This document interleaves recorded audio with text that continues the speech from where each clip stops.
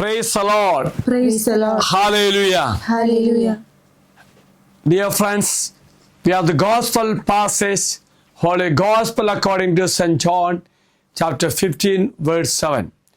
If you abide in me, and my words abide in you, you may ask for whatever you wish, and it will be done for you. We have the reflection of St. John Maria Vianney. We cannot comprehend the power that his pure soul has over God. It is not the soul that does God's will, but God who does the soul's will.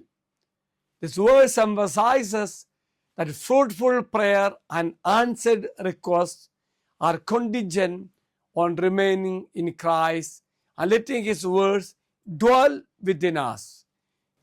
Abiding in Christ means having a close, ongoing relationship with Jesus, relying on Him, and allowing His influences to shape your life.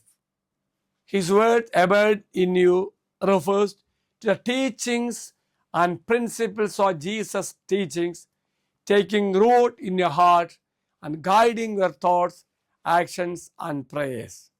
Again, dear friends, asking whatever you wish, it promises not a guarantee of any request being granted, but rather a promise that prayers aligned with the God's will and His character will be answered. Bearing fruit means this also emphasizes the importance of bearing fruit, which is demonstration of discipleship and the sign of a life that is truly abiding in Christ. So let us pray. Lord God, enable me to live a life of purity that will make me live in you, that will make me live in you.